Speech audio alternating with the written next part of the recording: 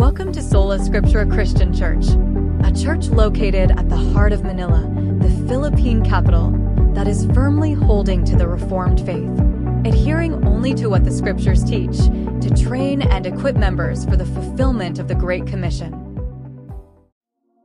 It is not wrong to pray on the street corner. It is not wrong to pray in a public meeting. But it is wrong to pray anywhere if your goal is to be seen or to impress other people.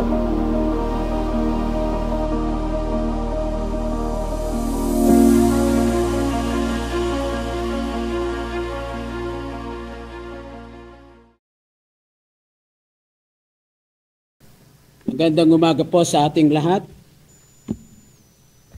Good morning po. Kahit po kami po ay nasa sementeryo po ng 40 minutes, nakabuhol-buhol po ang traffic. Tatlo po akala namin isa. Yun pala, may nauna na, tapos sumalubong pa, nakasalubong na lahat. Ayan, 40 minutes kami sa sementeryo. Akala ko ako na maglilibing dun sa tatlo eh. At salamat sa Panginoon. Salamat sa Panginoon. It's not an excuse really to come late. Hindi po tayo mapasa mga late. But mangyayari mga ganyan, kahit maaga ka, nandiyan pa rin. But no rationality. Hindi tayo magra-rational. Basta pag time ng worship. Kaya sabi ko, at least ready si Pastor Ramil mag-preach anytime. So, actually, Pastor Celso, ang patakaran ko noon sa Phoebius, na kung sino yung MC, ay yan po ang papalit, yan po ang magsasalita. Ganun po kami sa Phoebius. So, ilang beses na po nangyari na hindi po nag-rating yung speaker. So ako ang nag-speak. So but we thank the Lord that we have this time together again. At manalangin po tayo. Dakilang Diyos, salamat po sa umagang ito na kami po ay makarinig ng iyong mensahe. Pagpalain mo po ang bawat isa sa amin at patuloy ka mangusap sa bawat isa sa amin sa pamamagitan ng iyong salita. Sa iyo po ang kapurihan, karangalan, sa pangalan ng Panginoon Jesus, ito ang amin dalangin, siya nawa. Hindi natin siguro maisip kung tayo po ay kasama ni Jesus na naglalakbay po sa Jerusalem o kaya sa Bethlehem o kaya sa Galilea, sa Galilee, at tayo po ay kinakausap po natin siya, kasama natin siya, kumakain, at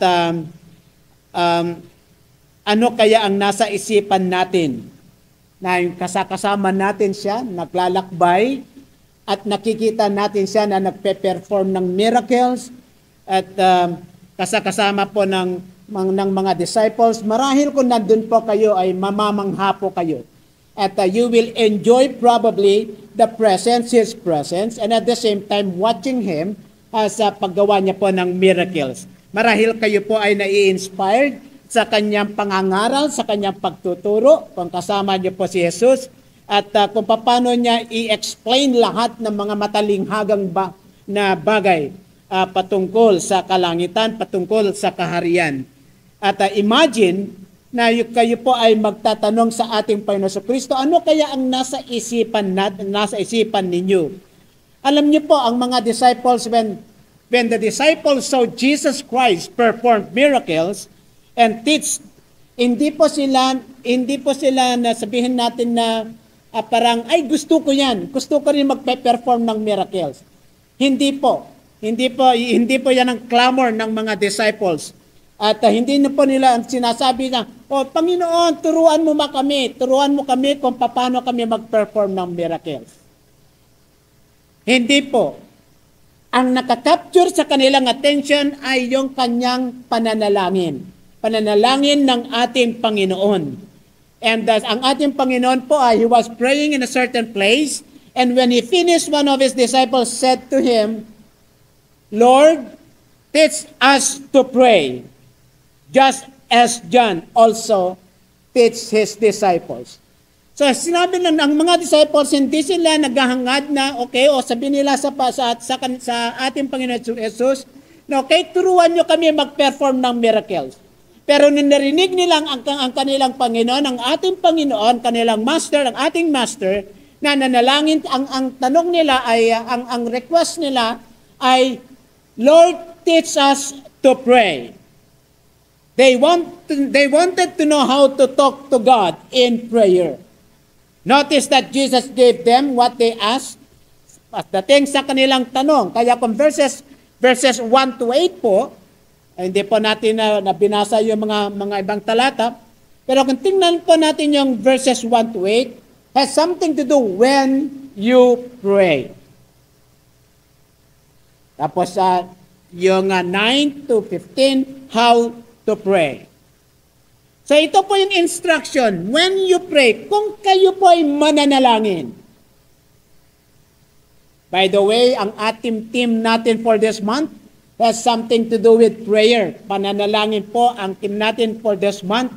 And I trust and pray that itong buwan na ito, of course, hindi lang na pagkatapos na makarinig tayo ng mensahe patungkol sa panalangin, ay mapakinggan natin kundi mas lalo pa tayo lalalim sa ating pagkakilala sa Panginoon at lalalim din ang ating relationship sa ating Panginoon, hindi lang po sa pagbabasa ng kanyang salita, kundi sa pakikipag-usap sa kanya sa pananalangin. At itong sinasabi ng ating banal na kasulatan, kung kayo po ay mananalangin, ito pong instruction ng ating Panginoon Jesucristo, don't be like the hypocrites. Latin verse. Huwag tayong katulad ng nagkukunwari, mapagkunwari. Kung sa mas maganda nga sa Tagalog, ika natin, na hindi tayo maging hipokrito. At least naintindihan natin yan. Kasi pag sinabihan ka hipokrito, di ba, masakit na pakinggan. Pero yan po instruction. When you pray, you shall not be like the hypocrites. Bakit? Dahil they love to pray standing in the synagogue. Mahilig silang manalangin nakatayo sa mga sinagoga at sa mga kanto upang makita ng mga tao. Nakatayo sa sinagoga at sa mga kanto para makita, mapagmasdan ng tao. At ang sabi niya, tandaan ninyo, tinanggap na nila ang kanilang gantimpala. So ang instruction ng Panginoon, negatively, don't be like the hypocrites. Pag tayong katulad ng hipokrito, pag sila'y nananalangin, alam niyo po, ang salitang hypocrites, yan po ay yung translation po ng mga, yung nasa theater, ay yung mga aktor. Halimbawa po, kung gusto kong gayahin si Fernando po Jr., ayan, Lito Carag ito, pero pag umaaksyon ako, ang sinusuot kong maskara ay walang iba kundi si Fernando Jr., ganyan. Ganyan, tapos ganyan siya. Pagkatapos ganyan na naman yan. No? Yan po yung hindi ikaw yun, ina-act mo, actor. Translation po yan sa mga actors that wear mask para makonceal, para maitago po ang kanilang identity. Go on stage, sa audience, nagpe-perform, play a role in which they pretended to be someone else. Yan po ang hipokrito. Notice ang sabi ng Panginoon, when you pray, hindi niya po sinabi na if you pray, kundi when you pray. Ibig sabihin, prayer is something na ine-expect ng ating Panginoon. In-expect niya sa atin for us to engage in prayer. And like giving, prayer can be offered with a pure motive and also can be offered with a mixed motive. So sa pananalangin po, pwede po pure ang ating motibo sa pananalangin, pwede din mixed ang motibo. Kaya nga po, kung tingnan natin sa Sermon on the Mount, Jesus is teaching the right spirit of prayer. What is the right spirit of prayer? Anybody want to guess kung ano ito? Ito po ay God resists the proud, but gives grace to the humble. In other words, humility, yung papakumbabang loob, yan po ang right spirit of prayer. Tingnan po natin our text. Kinokontrast niya po yung power of true prayer with hypocrisy of the scribes and Pharisees to teach the right spirit of prayer.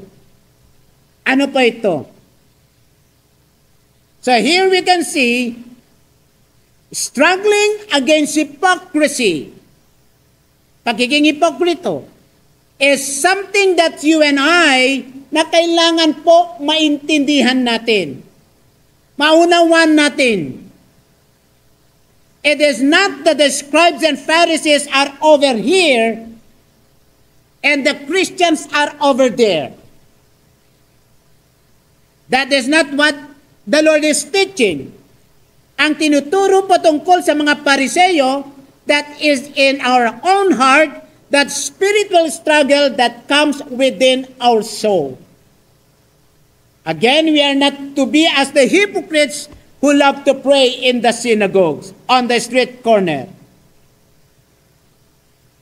Nananalangin po sila sa kanto, pumupunta sila sa sinagoga, at tingnan po natin, notice the nature, the posture of the heart in those prayers. Jesus used the prayers of the Pharisee and the publican to show us what our motive should be. The posture of heart is the important element. What was the posture of the Pharisee's heart as he stood and prayed with himself? Again, his heart was raised in pride. Kayabangan. Sabihin na, Diyos, salamat na hindi ko katulad ng mga tao na iyan. At hindi ko katulad ng tax collector na yan.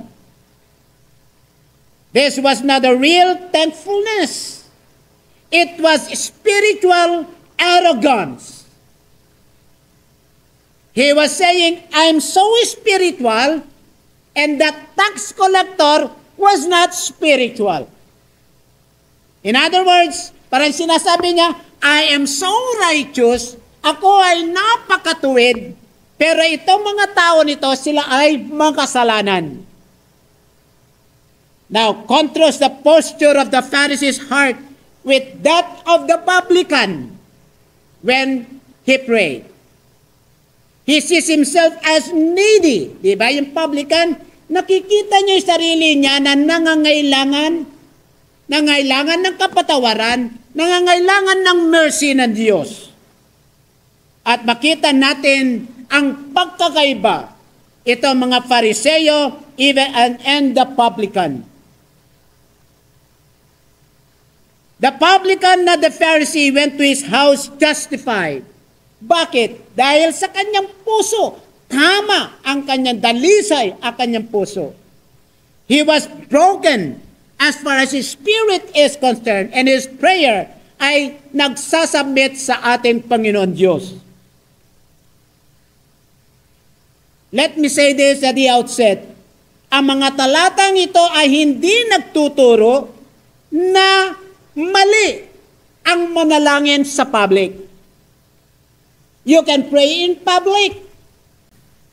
It is not wrong to pray on the street corner. It is not wrong to pray in a public meeting. But it is wrong to pray anywhere if your goal is to be seen or to impress other people. The scribes and Pharisees loved to pray in public places because that was where man would notice them. They wanted people to say, "Wow, that's a very beautiful prayer. Mahaba yung panalangin. Napakaganda yung panalangin mo." They wanted people to regard their prayers as long and lovely. But the problem was that their whole intention in praying was to convince people of this. The Lord Jesus tells us to take heed. Kailangan po natin maintindihan ito. Na yung paglilingkod sa Diyos with this hypocritical motive of self-exaltation. The Pharisees and hypocrites did not only live in the time of Jesus. If we have ever learned to know our own hearts, we will realize that the same spirit of the Pharisee and hypocrite is alive. Whether or not that spirit is alive and well is not, that's not the important question. The question is there a struggle? Is there a struggle in our hearts against the spirit of hypocrisy? Alam niyo po, hypocritical prayer is rewarded by men.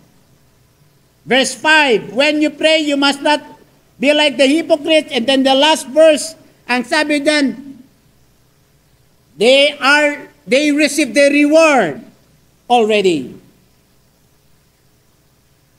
Mahalaga po na maging klaro po sa ating isipan kung ano po yung kinokondem, kung ano po yung ayaw ng ating Panginoon. Una po, there was nothing wrong with what the hypocrites did in and of itself.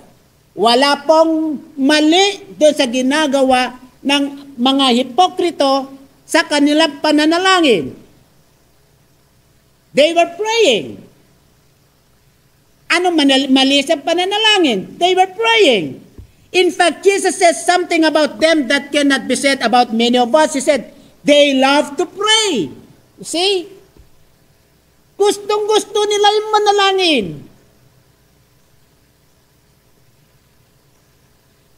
Could that be said of you?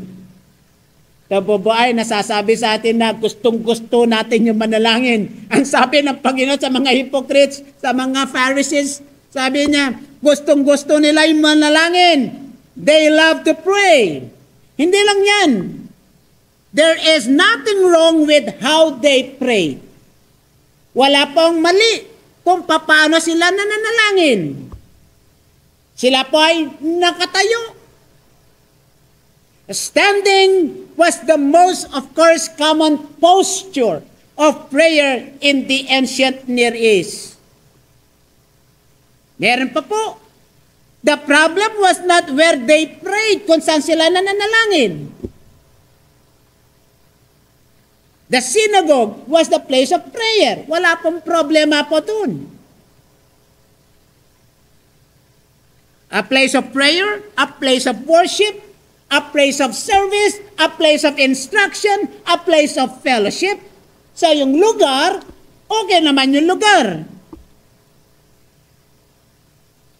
Jesus speaks of men who regularly showed up for prayer meeting. But they just did not pray in the synagogue. They also prayed on the street corners. There is nothing wrong with that either. Alam niyo po, ano po yung issue? The issue was not the act. The issue was not the manner kung paano manalangin. The issue is not yung lugar ng pananalangin. It was their motivation. Ano po yung layunin nila? Ano yung purpose nila? Ano yung nagtutulak sa kanila para sila'y manalangin? That they may be seen by others. Upang makita ng mga tao. Yun po ang dahilan nila mananalangin. The problem is not that men saw them praying. The problem is that they prayed and prayed. How? Where and when they prayed in order to be seen by men. Pwede po, dagdagan po natin yan for the sake of time. Kaya nga sabi niya, when you pray, go into your room.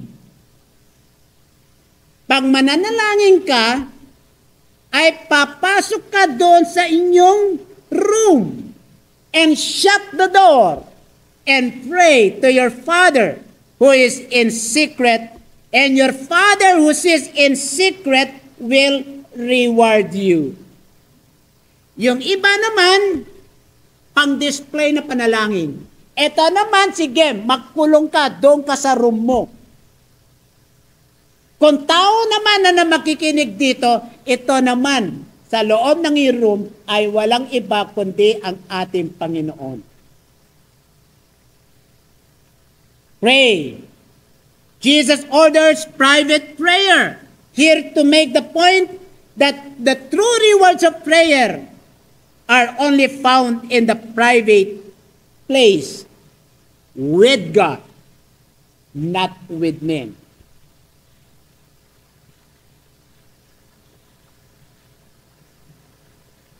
Jesus said that the Father who sits in private will reward you. And the word there, that talagang will reward you openly. But it really does not matter kung anong translation nyo po dyan, ang pagdating sa translation. But the Father will reward you openly if you're doing it to please, enjoy, and glorify Him.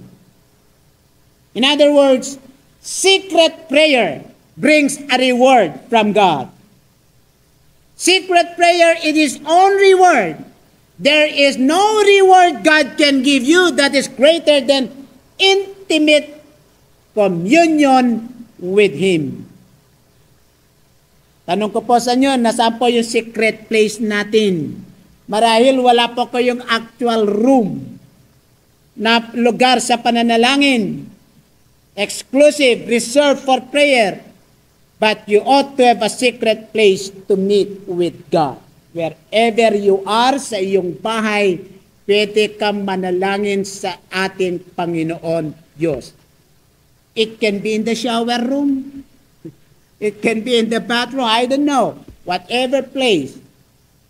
It can be in your office. It may be that long walk you take by yourself. But you need a secret place.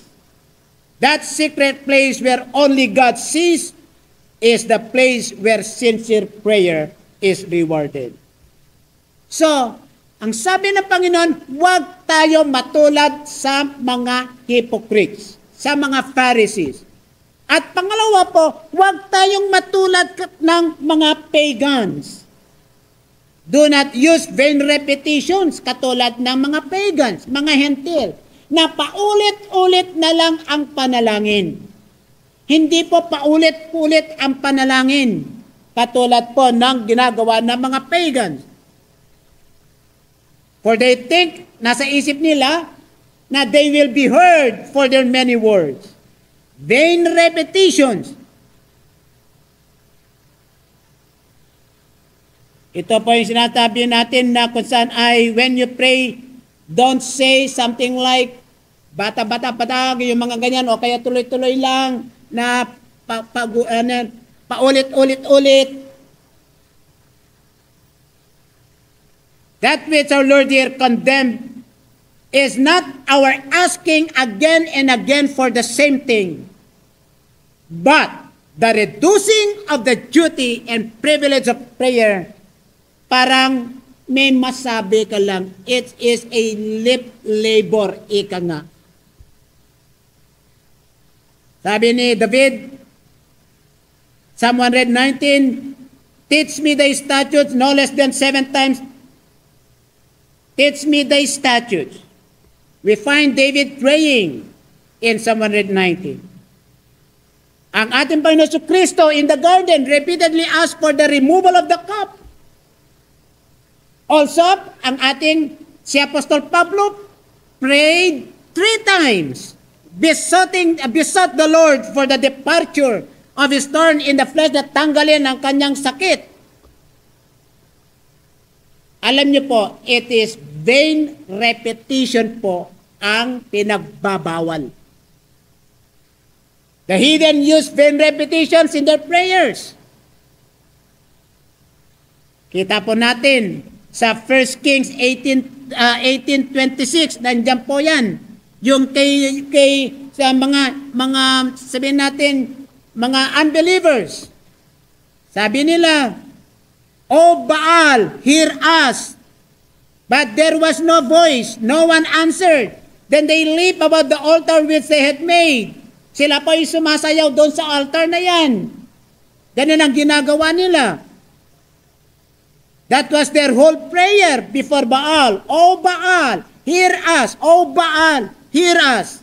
Vain repetition. At yan po walang sagot. There was no answer. They leap up on the altar. They put on a show. They put on a scene. And they kept crying, "Oh Baal, Baal, pakinggan nyo kami." Pero wala. Acts 19, ganun din. When they found out in 1934 that he was a Jew, all with one voice cried out for about 2 hours, "Great is Diana of the Ephesians." Jesus said not to use vain repetitions. Hindi po paulit-ulit. Roman Catholics also have them in the form of their rosary. Diba? Yung mga ganyan. O, diba? Ilang yun? Ano tawag doon? Basta ilang mais yun o ilang mani, whatever, ilang bato. I don't know. Ano kung magkamali ka, ilipat mo ulit. Kung makalimutan mo, paano ka matatapos? Paulit-ulit. Rosaries are recited with a vain belief there is credit gained by much repetition. There are people who will go over and over their rosaries believing they are gaining credit before the Lord with repetitions. Ano ang sabi ni Jesus? "And when you pray, do not use vain repetition." Si Jesus po mismo ang nagsabi. Hindi po si Pastor Karag, hindi po si Pastor Ramel ang nagsasabi. Si Jesus po mismo ang nagsabi. When you pray, do not use vain repetition. Jesus is not saying that all repetition is wrong. He is warning against vain repetitions that are empty of substance. Yung walang kakwenta-kwenta, walang kalaman-laman na panalangin. The Lord is not saying we cannot repeat true, godly, humble, contrite prayers may be a repetition, but they are not vain and empty. And the Lord is not tired of hearing them. The shortest prayers are most often loaded with thanksgiving and requests. Kahit po isang sentence yan, kahit 2 sentences yan, hindi po nakikita sa kung gano'ng kahaba ka manalangin. Bakit yung panalangin, yung contest doon sa yung prophet and the Baal, bilangin yun lang, seconds lang po yun. Napakabilis na nalangin, sinagot ng Panginoon ang dalangin, tapos siya sa Baal, hindi.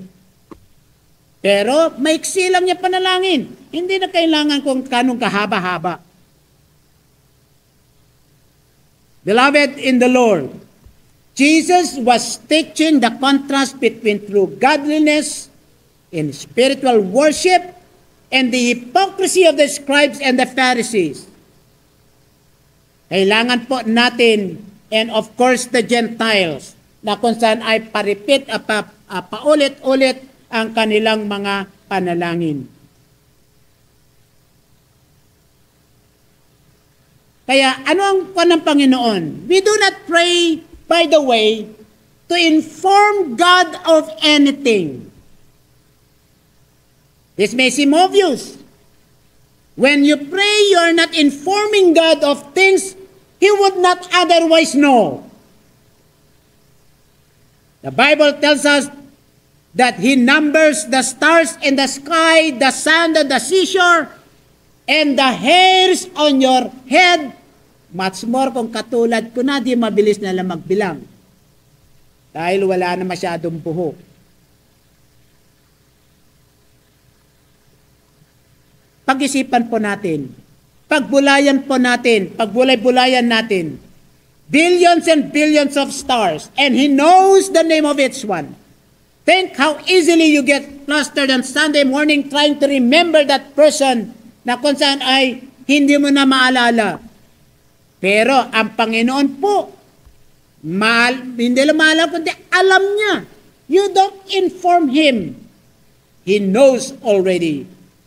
You see, ang ating greatest problem is not with God's sovereignty, but with our own sinful unbelief. Wala pong problema sa sovereignty ng Diyos, kundi yung hindi natin pagtitiwala, pananalig sa anong magagawa ng Diyos kung tayo po'y nananalangin. He not only knows, even members of the church, He knows everything, everybody who is attending the church. If God knows all that, do you think He's going to be surprised sa mga sasabihin sa Kanya? Do you think He doesn't know yung mga nangyayari sa ating buhay, nangyari na nakaraan, at mangyayari sa panginaharap? In case na meron tayong doubt, Psalm 139:1-3, O Lord, you have searched me and you know me. You know when I sit and when I rise. You perceive my thoughts from afar. You discern my going out and my lying down. You are familiar with all my ways. You see, beloved in the Lord, when you pray, express your total dependence sa ating Panginoon. Express your total dependence upon the Lord.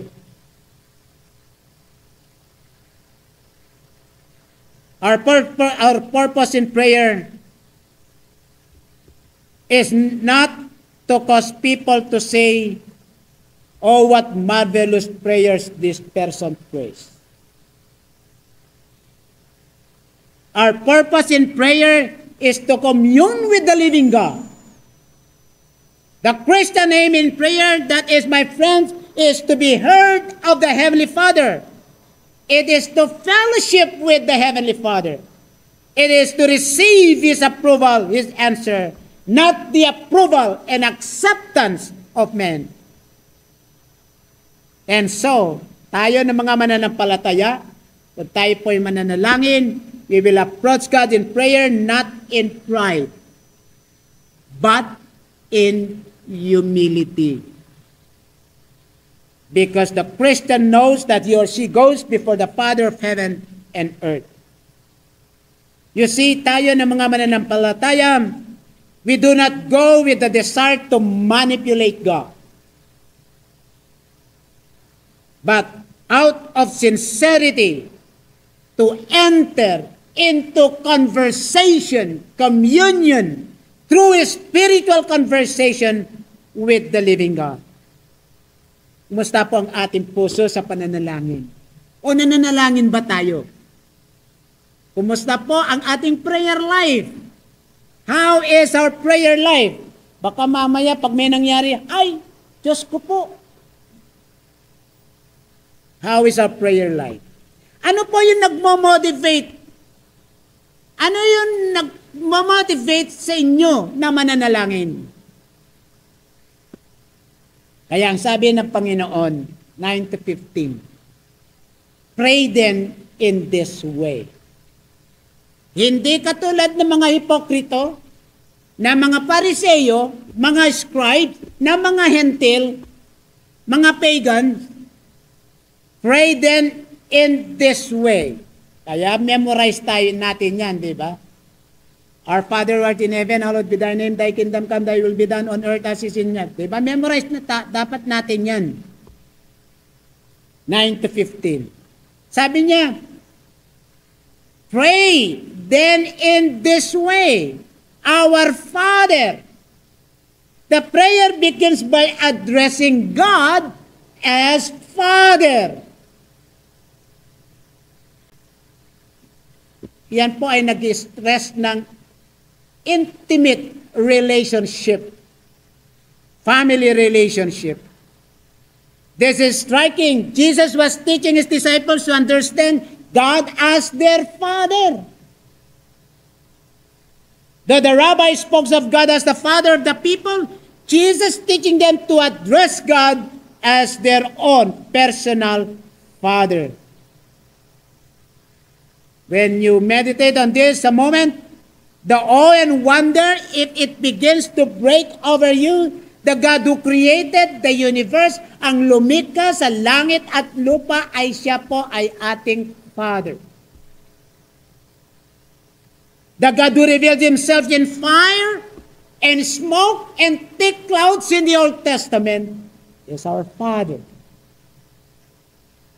Father is a relationship word, and to consider that we have the relationship of child to father with God himself is an awesome thought.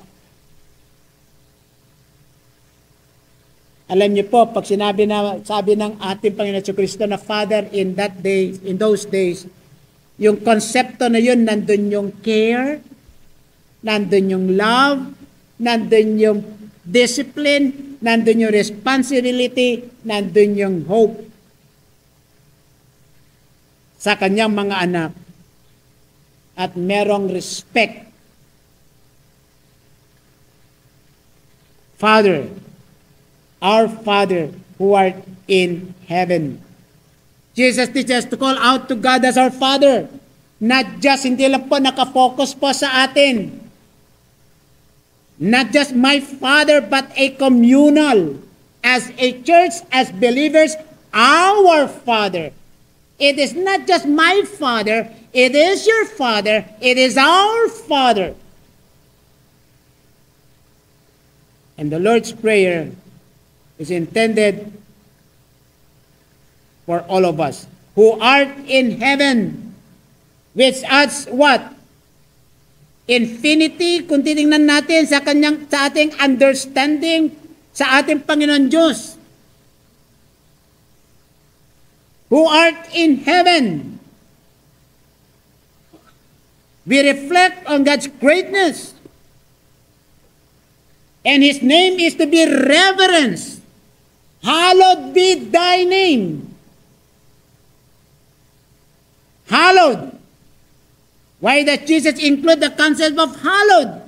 Hindi lang marahil. The tendency is for us to say just Father without any respect at all. But there should be that reverence and awe. Because without it, our understanding of Father can be distorted. Our understanding of Father could become sentimental to the point of what? Marahil ite-take advantage natin ng kanyang pagiging gracious. So hallowed reminds us that the Father is holy. That the Father is set apart from sin. That He can be both the Father of sinners and set apart from sin. When we pray, though we pray with the privilege of intimacy to our Abba, Father, we are never to imagine na parang body-body lang natin siya. Hindi po. Na parang yung body-body na sinisiko-siko mo na lang, yung ganun. Hindi po. He's always our Father, and He is holy, and He is exalted. Jesus teaches us to call God our Father, recognize His exalted place of dwelling, and to reverence Him. Our Father who art in heaven, hallowed be thy name.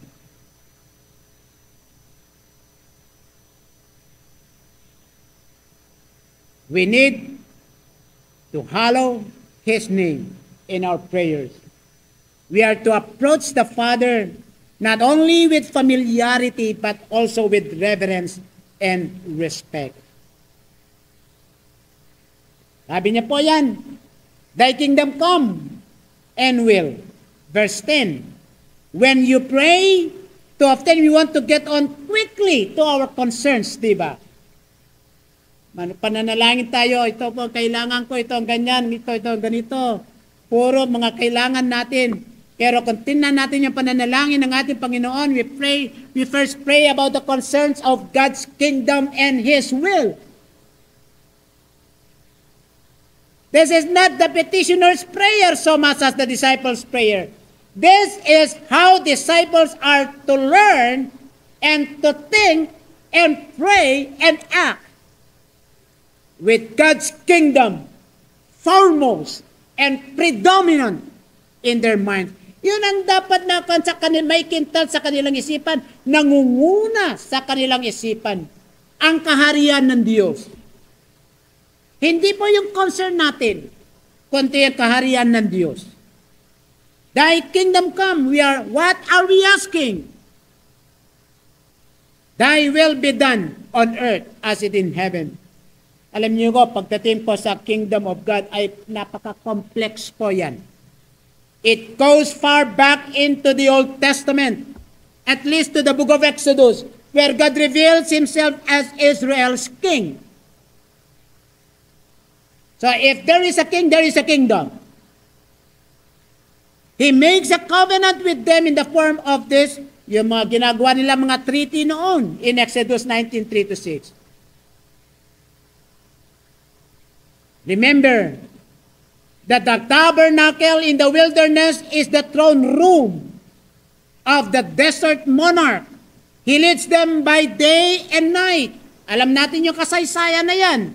Having no king, but Yahweh is one of the unique marks of the Israelites to the point that their clamoring for a king under Samuel's judgeship is considered a sin. Bakit? Because Yahweh is king in the Old Testament. So when they were asking for a king, of course God granted them because people are asking for a king and God granted them. Sino? Si Saul. In other words, it's a rejection of Yahweh who is the one ruling, who is king. David, born in Bethlehem of the tribe of Judah, was the second king and becomes, of course, archetypal king. But you see, as far as the kingdom of God is concerned, di ba? Nung dumating ang ating Panginoon sa Mark, as far as Mark is concerned, repent for the kingdom of God is at hand. The kingdom of God comes when Jesus proclaims God's reign and demonstrates that reign by preaching good news to the poor. In other words, the kingdom is here in Jesus and His disciples. So may your kingdom come. Jesus asks us to pray that the kingdom of God comes soon as one of the last phrases of the book of Revelation. Amen. Come, Lord Jesus. The kingdom will only be present fully when Christ returns.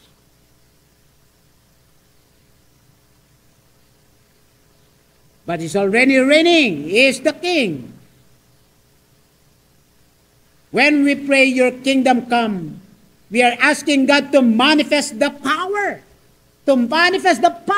and glory of His kingdom in us and throughout our world. What a prayer. In other words, we are praying that Christ might reign all in all.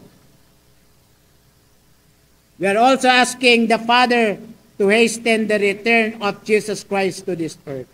May your will be done on earth. How can we pray the kind of prayer that Jesus wants of us and still ask for our petty desires which are so clearly contrary to God's revealed will in the Bible? Kaya nga sabi ni Jesus, teach us to pray. Sabi ng mga disciples, teach us to pray. Jesus will say, prayer for the disciples is not to be selfish prayer, but prayer in tune with and guided by God's will. And give us this day our daily food. Yan ang panalangin niya, our daily food. Yan ang panalangin niya. A daily dependence on God for His sustenance. Why is that? This all-knowing, all-powerful, omnipresent, who created the entire universe would care for you and for me.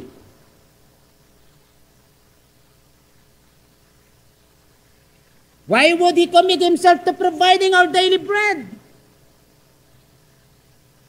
Of course, dahil mahal niya tayo. He wants to bless us. Our God is generous. Ang Diyos po natin ay generous. Ang Diyos po natin ay hindi po stingy, hindi po kuripot. Aray ko. God loves to bless us. Kaya nga, Jesus said, so don't be afraid, little flock, for it gives your Father great happiness to give you the kingdom. Luke 12:32. Give us this day the food we need. Notice, Jesus did not say, give us each month the food we need. Or give us each year the food we need. Otherwise, we probably would call on Him only monthly or yearly. God arranges things in such a way so that we must depend on Him on a daily basis. Give us each day the food we need. Is that everything we have comes from God?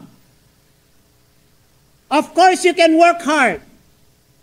Of course, you can save and invest wisely. And you can buy your own food and clothes and pay for your house, for your car, or whatever else. But here is what you need to remember, mga kapatid. It all came to you from God. No matter what. Deuteronomy 8:18 reminds us, remember the Lord your God is the one who gives you power to be successful. The point is to acknowledge that everything comes from God. Lahat po, yung natatamasa natin sa buhay, yung meron kayo sa buhay ay galing yan sa Diyos. Yung asawa ninyo galing yan sa Diyos. Kaya nga parati ko sinasabi sa mga young people, pag nanalangin kayo, na, ay ganito, gusto ko. No. Alam niyo, sabi ko sa kanila, pag mananalangin kayo, because when God gives a partner, a lifetime partner, he or she is always the best. Agree? Ay, naku, hindi yata. Kaya ang panalangin ko, Panginoon, nanalayin ako noon, nung ito yung misis ko na binigay ng Panginoon sa akin, make me the right person to the person that you will be giving me. Because I do believe she is always the best. She is the best.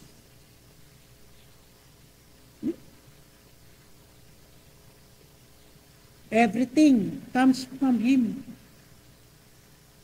Now, going further, kasama din, Jesus taught us to pray and forgive us our sins. Kailangan po ang pagpapatawad, forgiveness. Some people think they don't need forgiveness all that often. Pero sabi dito, forgive. In other words, forgive our shortcomings, our trespasses, what we owe to you, the wrong we have done.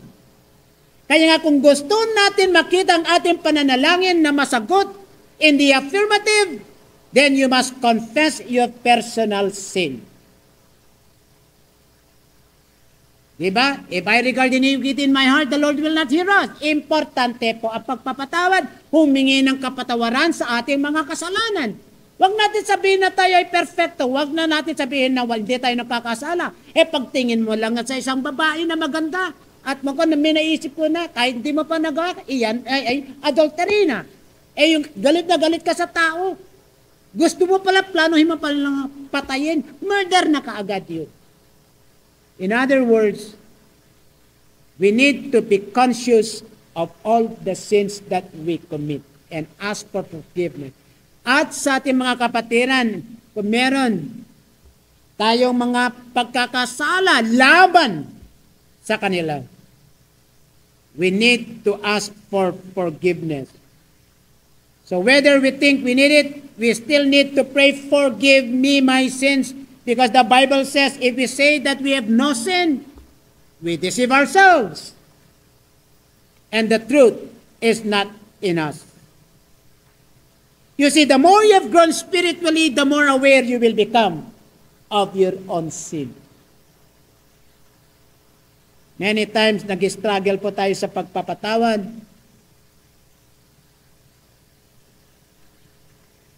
It's difficult for us to forgive.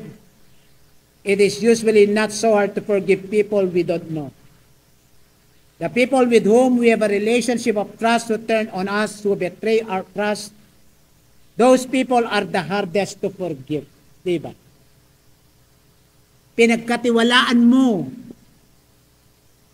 Akala mo. Kaya nga, huwag ka mamumuhay ng akala. Akala mo, ganito siya sa iyo, mabait siya sa iyo, ganun-ganyan.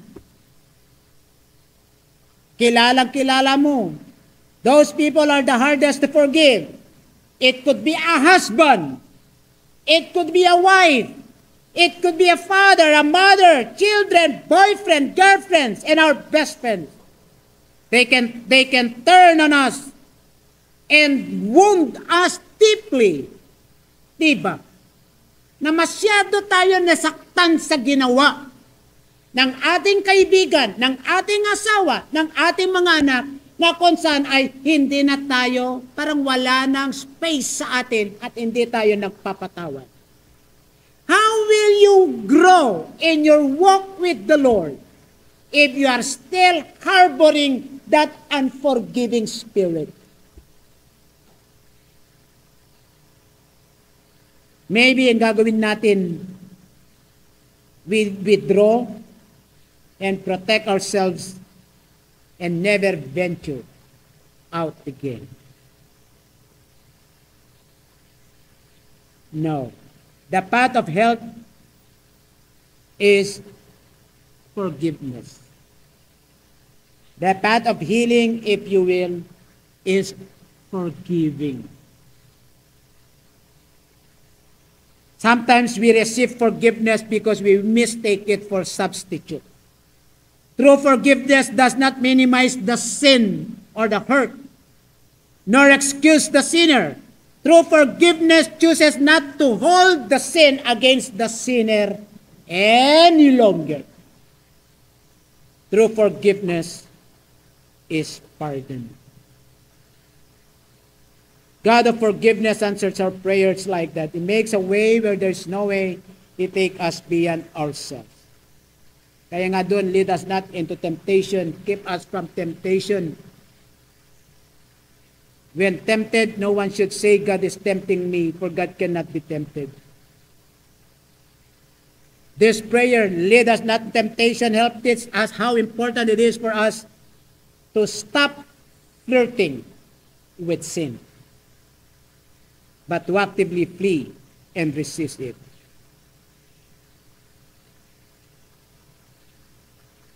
Beloved, it is important for us to underscore that prayer is the key to spiritual progress. It is important for us to commune with Him. Commune with Him. Kaya nga, as far as the end is concerned, there is this doxology praise. No theology without doxology. What does mean? Theology is the study of God. Doxology is the praise of God, the exaltation of God, the splendor of God. Many people today, na ayaw-ayaw nila yung doktrina. Yet at the same time, of course, if they love doctrines, how is this in relation to? It should lead you to praise God.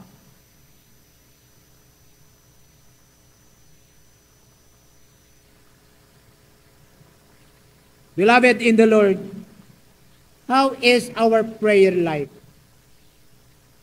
Prayer teaching us from Scripture how to pray properly using the Lord's Prayer as Jesus designed it when He gave it to His church. How is our prayer life? God is teaching us here that our prayer should have at its end its purpose. Has it end its purpose and goal, the glory and praise of God. Doon dapat po ang patutunguhan ng ating pananalangin para sa kanyang kalwatian, para sa kanyang papuri ay pasasalamat. And then therefore this conclusion is teaching us to take our encouragement in prayer from God, only because it is God who has the kingdom and all power and glory forever and ever.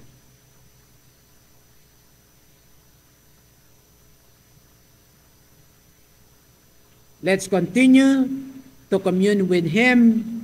Let's continue to put our trust and confidence in Him. Let's continue to hallow His name. And let us pray with all confidence to this great God, for He is our God forever and ever. He is not only hearing, listening to our prayer, but He is the God who answers our prayer. May the Lord continue to bless us. Amen.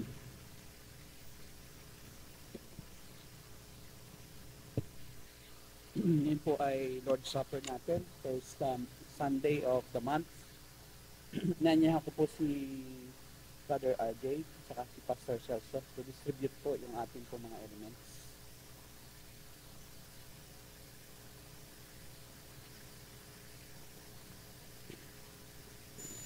Habang pong i-distribute, I will explain po kung sa mga bago po kung ano po yung Lord's Supper.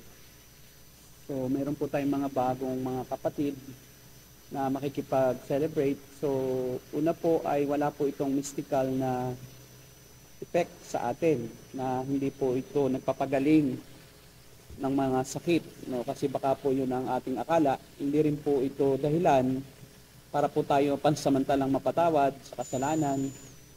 At pag dumikit yung tinapay sa inyong ngalangala, mas marami kayong kasalanan. Kaya dapat na magpalinis. No? Ito po ay simbolo ng ating pong ng Panginoong Jesucristo, ng kanyang katawan at dugo. Na dahilan, kaya po siya doon nabayubay sa krus at nabuhos ang dugo ay para pa tayo patawarin. At ang turo po ng Apostol Pablo, ng salita ng Diyos ay gawin natin ito bilang pag-alaala. Kaya po ay ating pong isapuso yung solemn meaning o yung pong kahulugan nito sa atin na ito po ay paalala sa atin ng paghihirap ng Panginoong Hesus para sa atin at gayon din naman ay ng ating pakinabang no, doon sa kanyang sa bunga ng kanyang ginawa doon sa krus para sa atin. Kaya po haba pong tayo po ay nasa ating upuan, yung pong nakatanggap na, ay kayo po mismo ay humarap sa Panginoon, kayo po mismo ay manalangin sa inyong sarili, individually, at humingi po ng tawad. At pwedeng makihalubilo lahat, makipag-celebrate, pero kung inaakala mo o yung iniisip mo na hindi ka pa talaga mananampalataya, pwede rin namang hindi. No, po. It's not required for you to participate. Kung talaga pong sa iyong akala o iniisip ay hindi ka pa talaga tunay na Kristiyano. Tayo po'y manahimik ng pansamandali at tayo po'y manalangin.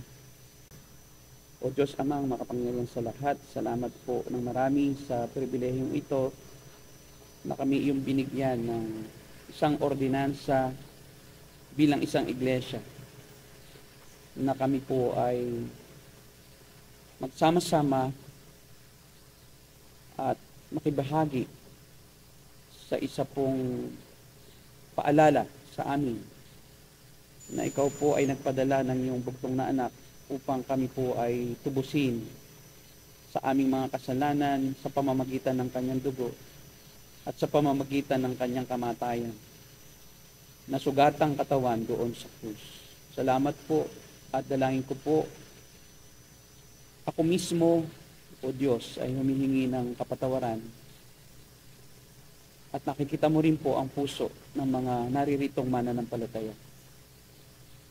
Humihingi po ako ng kapatawaran sa aking mga nagawang pagkakasala at pagkukulang sa inyo, na inyo pong nalalaman, Panginoon. Walang lihim po sa inyo, wala pong anumang lingid sa inyong kaalaman. At salamat po sa kapatawaran. Salamat po, Ama, dahil may katiyakan ng kapatawaran sa pamamagitan ng aming Panginoong Jesucristo.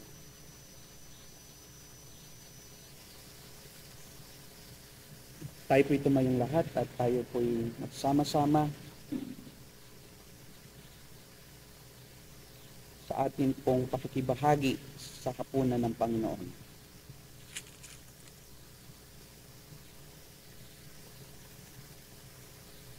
Noong gabing ang Panginoong Hesus ay pagkanulo, kumuha siya ng tinapay at pagkatapos niyang magpasalamat sa Diyos, hinati-hati niya ito at sinabi, ito ang aking katawan na inihahandog para sa inyo.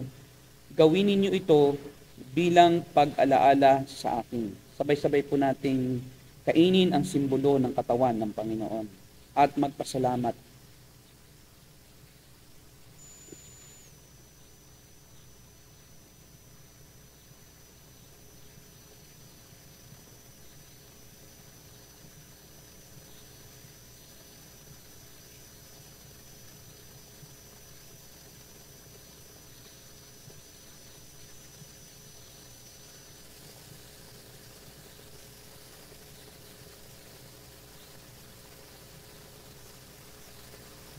Pagkatapos nilang kumain, ganoon din ang ginawa niya sa inumin. Kinuha niyo ito at sinabi, ang inuming ito ang bagong kasunduan na pinagtibay ng aking dugo. Tuwing iinumin ninyo ito, gawin ninyo ito bilang pag-alaala sa akin. Sabay-sabay po nating inumin ang simbolo ng dugo ng ating Panginoong Jesucristo.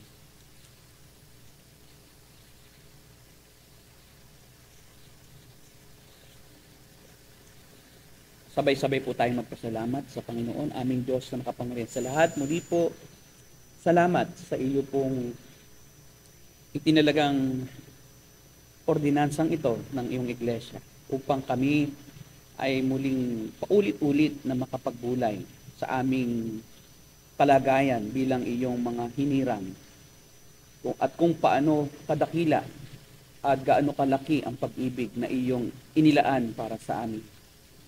Sa pamamagitan ng aming Panginoong Jesucristo, kami ay pinatawad, pinubos, inampon, at iyong ginagawang banal araw-araw upang isang araw ay iyong makapiling 10 naming magkakapatid doon sa kalangitan. Salamat po sa inyo. Nawa ang pag-ibig ng Diyos, ang pagpapala ng Diyos Anak, at pakikisama ng Diyos Espiritu Santo ang sumainyong lahat. Siya nawa. Amen at amen. Magandang hapon po at hanggang sa muling pagkikita-kita nating magkakapatid.